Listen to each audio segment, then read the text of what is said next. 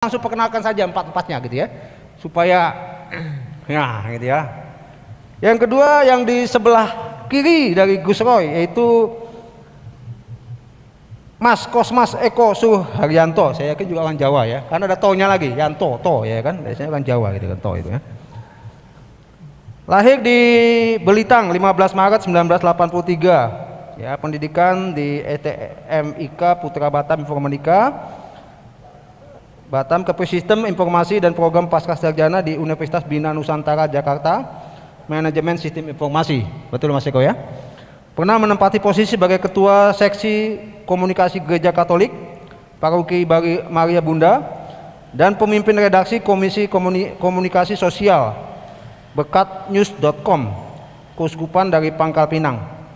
Sekarang Mas Eko menjabat sebagai Ketua Bidang Sosial Tanggap Darurat dan Rencana Pemuda Katolik Komda Provinsi Kepulauan Riau dan juga merupakan anggota Departemen Informatika Pengurus Pusat Pemuda warahmatullahi wabarakatuh. Oke, kita kasih aplaus untuk apa yang sudah disampaikan oleh Gus Roy, menjadi mulai pemicu ya untuk diproses dialog pada pertama ini. Oke, langsung dilanjut Mas Eko, Mas Kosmas Eko. Cek. Terima kasih Pak Yudi sebagai moderator. Yang kami hormati para ayahanda kami dari NU, Bapak Dewan, Tuan Rumah, Bapak Pendeta dari PGIW, juga rekan-rekan, Mas Joni, Bang Rikson, dan yang saya hormati Gus Roy. Dan satu lagi sahabat saya, Ketua PC Ansor Kota Batam, Mas Ahmad. Terima kasih Mas. Terima kasih. Kalau Gus Roy tadi karena terbiasa dakwah jadi udah luar kepala, saya tadi harus semalaman menyiapkan slide. Jadi saya minta tolong kepada panitia, tolong di share slide yang sudah kami kirimkan. Baik, di sini kalau tadi Gus Roy secara dari lingkup global helikopter view, kami ini lokal Gus, jadi kami ngomongin di Batam ya Gus ya, izin. Ya. Kami masih kecil Gus. Gitu. Ya, jadi kami nanti akan lebih banyak share apa upaya-upaya yang sudah kita lakukan bersama teman-teman lintas iman, dan mudah-mudahan nanti juga mendapatkan masukan dari rekan-rekan sekalian. Baik. Ya, silakan dilanjutkan.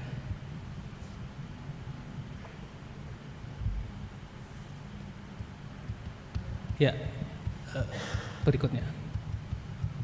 Ya, karena beberapa hari yang lalu kita memperingati Sumpah Pemuda dan momennya pas kita Hari Pahlawan, maka saya juga pikir tadi panitia memberikan tema dalam momentum Sumpah Pemuda, tapi kaitannya dengan keberagaman. Jadi agak lama juga saya mikir gimana ini. Ya baiklah ya, tapi saya mau lupa temanya apa, makanya saya tadi tuh ngomongnya sebenarnya agak ngawur agak ngantuk, lupa tema saya. Siap Gus. Jadi pertama tadi Gus Roy sudah mengatakan juga bahwa bangsa Indonesia, kemerdekaan bangsa Indonesia juga upaya dari semua pihak. Di sini kita mau melihat di sini, kalau kita lihat dari Sumpah Pemuda yang selama 3 hari itu. 3 kali sidang selama 2 hari. Tanggal 27 itu justru dilakukan di gedung Pemuda Katolik di Kompleks Gereja Katedral. Tanggal 27 Oktober. Baru tanggal 28 sampai sore, karena di hari itu 2 kali pindah. Itu baru di tempat lain. Jadi ini juga ingin kita menegaskan bahwa tadi seperti yang disampaikan Gus Roy tadi, bahwa memang benar bahwa sejak awal memang identitas kita seperti itu, jadi keberagaman itu sudah terjadi jauh sebelum mungkin apa ya, kemerdekaan ya, tanggal 28 itu sangat jauh sekali, 90 tahun yang lalu. Next. Nah, izinkan kami juga memperkenalkan para pahlawan nasional yang juga dari putra-putri gereja. Ada begitu banyak. Dan di sini Gus Dur pasti juga tahu ini Pater Van Lith yang mengawali sekolah di Jawa, dan didikan beliau ini ada 4 jadi pahlawan nasional. Ada Uskup Agung Semarang, kemudian ada Yosafat Sudarso, ada I.J. Kasimo, dan Kornel Simanjuntak ya, pencipta lagu-lagu perjuangan. Nah, memang agak sulit waktu itu karena agama Kristen atau baik Kristen ataupun Protestan atau Katolik itu dalam konteks waktu itu mungkin dilihatnya agama penjajah. Maka itu menjadi sulit sekali juga bagi putra-putri gereja saat itu bagaimana mereka bisa menjadi seorang yang benar-benar patriotik sekaligus juga benar-benar Kristen, baik Katolik maupun Protestan. Tapi dengan Van Lith ini hadir, kita melihat sirna semua itu, karena justru didikan beliau yang bukan orang Indonesia melahirkan para pahlawan yang patriotik. Next. Nah di sini ya beberapa di antaranya putra-putri gereja kita. Next, ada Urip Sumoharjo. Jenderal Urip ini kita ketahui adalah jenderal pertama yang memegang kepala staf umum TKR, dan juga beliau waktu itu pemilihan Panglima hanya selisih 1 suara dengan Jenderal Sudirman. 2 kali ya Gus ya, harus selisih 1 terus, tapi akhirnya terpilih Jenderal Sudirman. Tapi akhirnya beliau tetap mengakui dan bekerja sama membesarkan TKR atau sekarang TNI. Dia juga mendirikan Akademi Militer. Kemudian ditetapkan sebagai pahlawan nasional tanggal 10 Desember 64. Oke, next. Lalu ada juga Anakletus Cilik Riwut. Ini banyak orang juga tidak tahu bahwa ini pahlawan yang sangat berjasa, putra Dayak asli, penerjun pertama ya. Waktu itu belum ada penerjun, hanya beliau yang mampu, dan salah satu bandara di Kalimantan diabadikan, namanya diabadikan menjadi salah satu nama bandara. Oke, next. Berikutnya adalah Yos Sudarso, Komodo Yos Sudarso. Ini agak terkenal ya karena banyak sekolah-sekolah Katolik juga menggunakan nama beliau. Jalan-jalan protokol juga Jalan Yos Sudarso. Kita ketahui beliau di Angkatan Laut ya, yang gugur pada saat merebut Irian Barat. Next. Lalu ada Komodor Udara Agustinus Adi Sucipto. Kalau kita ke Jogja pasti kita turunnya di Bandara Adi Sucipto. Jadi beliau adalah pilot pertama Indonesia sekaligus bapak penerbangan Indonesia, pendiri sekolah penerbangan di Indonesia. Next. Ada Ignatius Slamet Riyadi. Kalau kita ketahui ini sangat berjasa ketika terjadi agresi militer Belanda pertama dan kedua di Jawa, khususnya di Solo. Dan di gambar itu beliau itu sedang bersama seorang kolonel di situ. Beliau sangat muda sekali, tapi kita lihat begitu berani. Itu adalah penyerahan kekuasaan wilayah Jawa Tengah kepada Slamet Riyadi karena waktu itu Belanda sudah kalah dalam peperangan. Oke, next.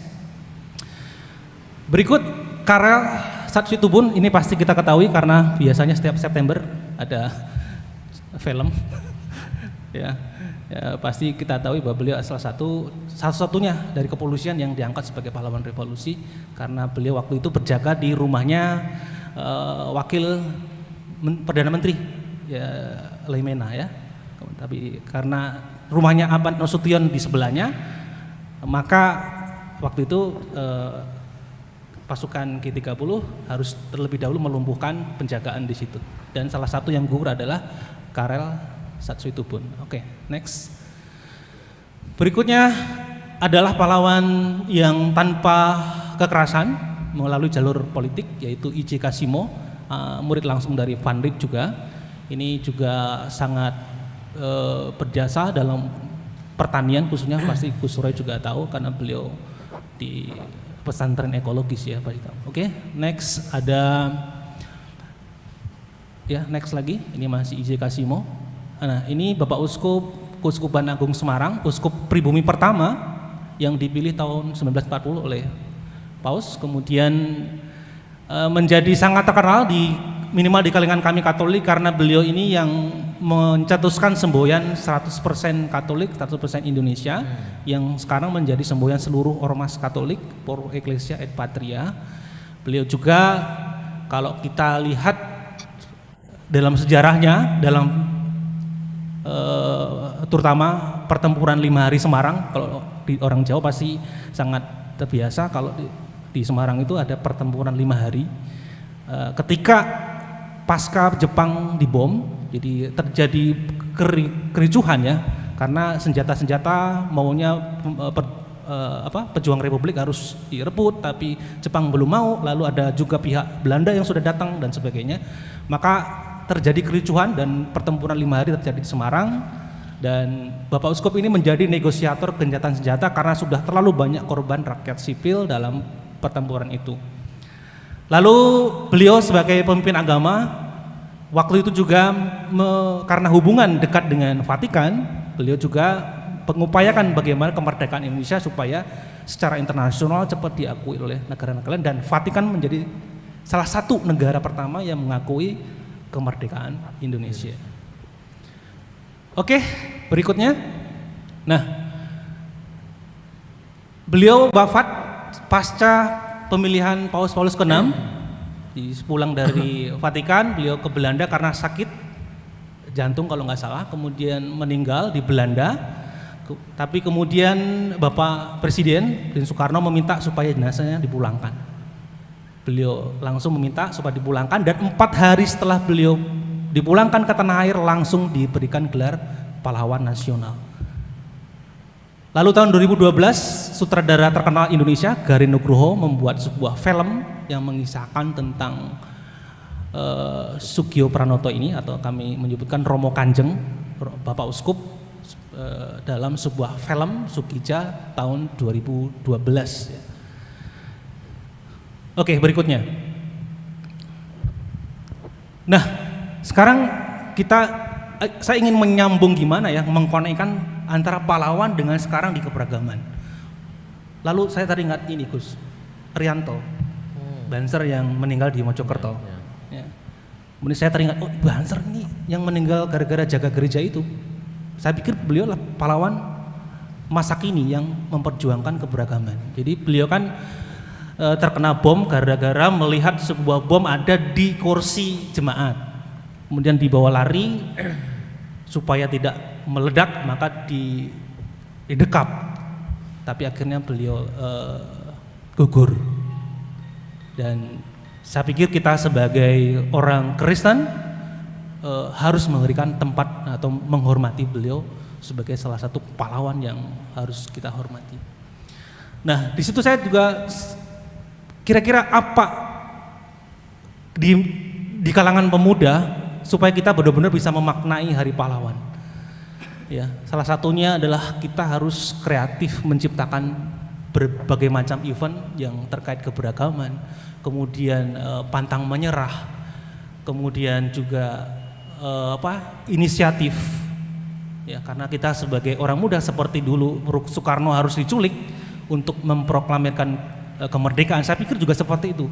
Jadi banyak, orang tua kita mungkin agak lambat di situ, bisa jadi ya, ketika harus banyak yang harus dipikirkan, tapi orang muda harus gercep ketika isu-isu terkait keberagaman ini mungkin menurun. Oke, next. Nah, sekarang di dalam kami orang Katolik itu ada dokumen gereja yang menjadi produk dari tradisi ya, dari suci bagi kami. Salah satunya adalah dokumen yang terkait keberagaman yang barusan 2019 yang lalu ditandatangani di Abu Dhabi.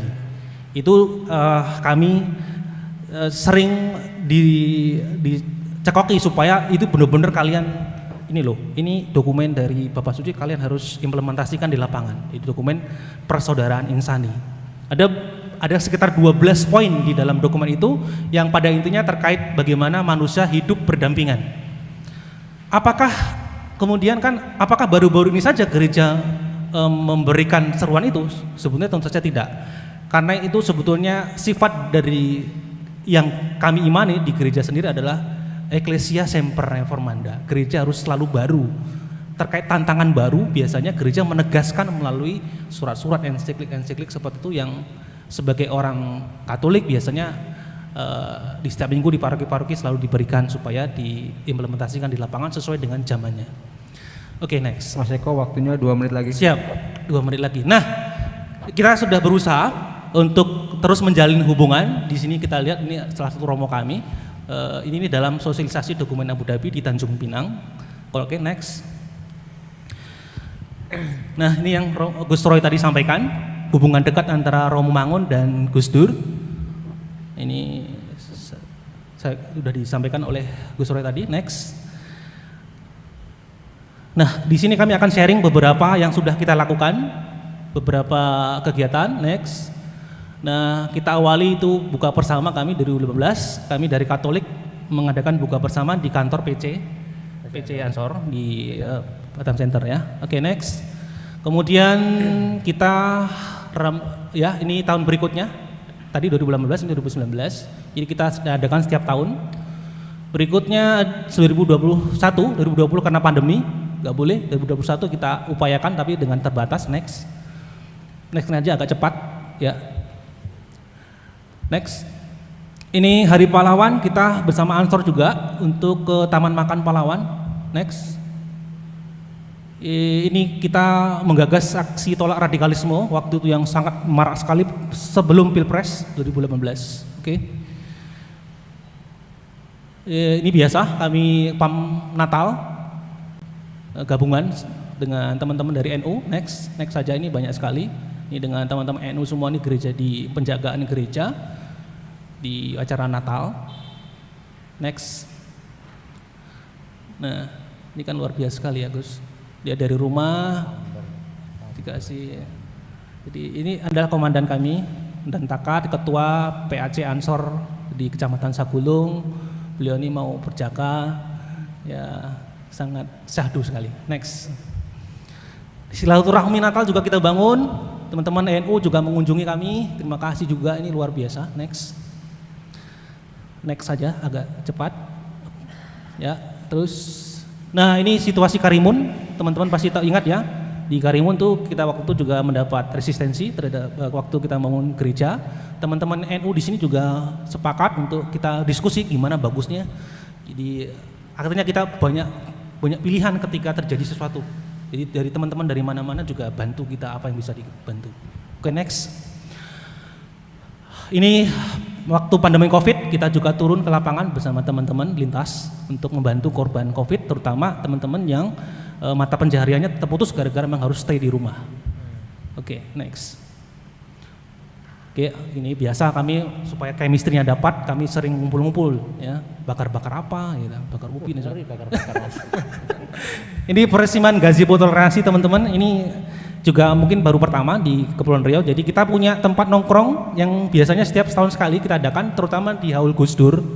Jadi kita punya gazebo toleransi. Hanya kemarin saya lihat rumputnya udah panjang Pak Ketua. Di sini ada ketua kami juga, harus kita bersihkan. Jadi kita punya tempat ngumpul dengan namanya gazebo toleransi di Simpang Barelang. Ya, oke, next. Oke, ini Haul Gus Dur tahun 2020. Jadi ini juga kita gagas bersama teman-teman Ansor, dan tahun depan kami diminta sebagai tuan rumah, sekaligus dari ketua panitianya juga dari Pemuda Katolik. Jadi kita ingin benar-benar merekatkan hubungan itu, membahasakan ke dalam bahasa anak muda milenial bagaimana pemikiran Gus Dur. Oke, next.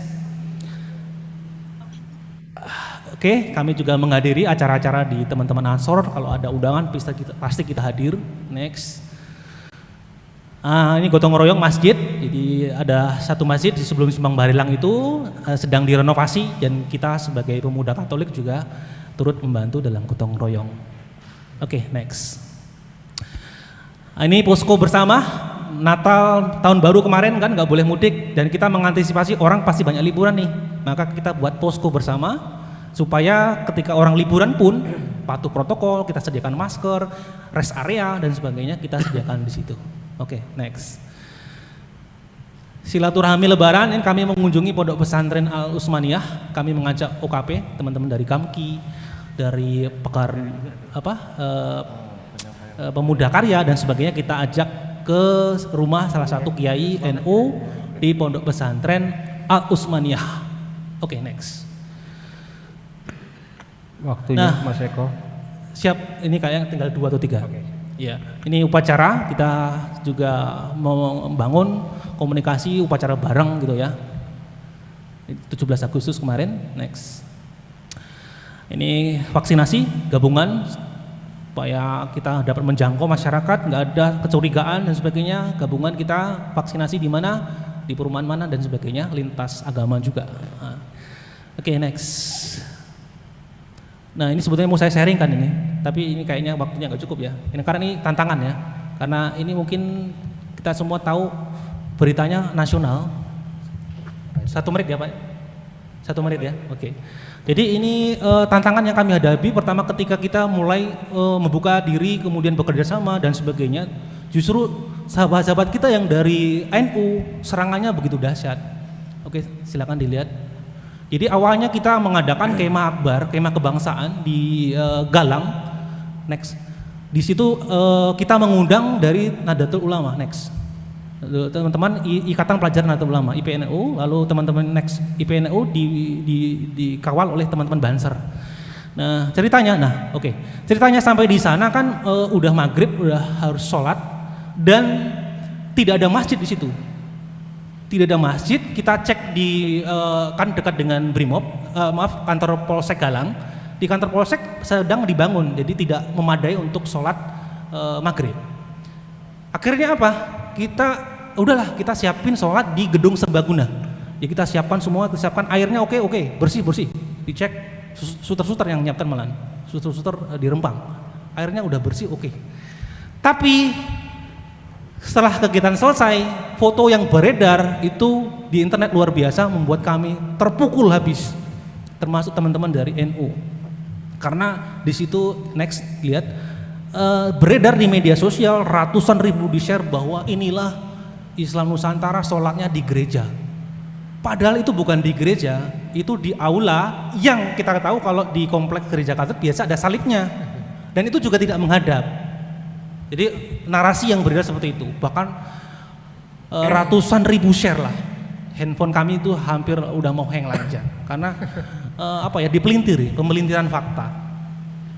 Tapi puji Tuhan juga, jadi waktu itu Gus, merasa karena yang kesana pelajar Gus. Ya. Kita kasihan banget ini orang-orang yang baru kita kenalin keberagaman, tiba-tiba dipukul begitu berat.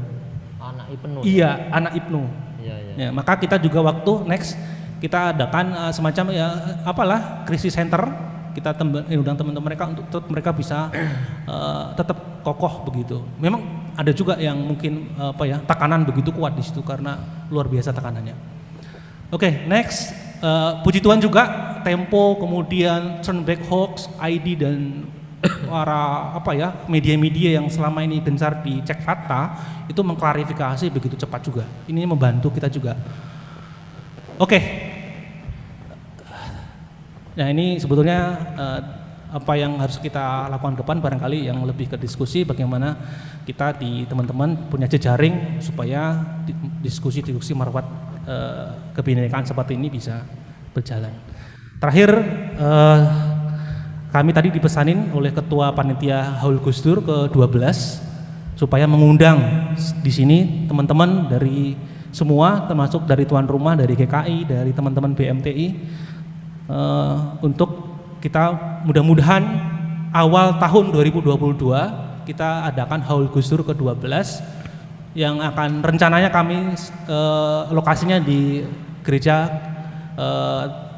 Katolik di Batu Haji, gereja paroki Maria Bunda Pembantu Abadi. Dan mungkin di Kepri baru pertama Haul Gus Dur dilakukan di gereja. Ya. Iya. Mudah-mudahan bisa terlaksana, mohon dukungan dari kita semua. Oke, terima kasih Pak. Maaf ngelantur banyak. Ya, oke. Sekali lagi kita beri aplaus buat Mas Kosmas Eko yang sudah menyampaikan apa yang menjadi paparannya.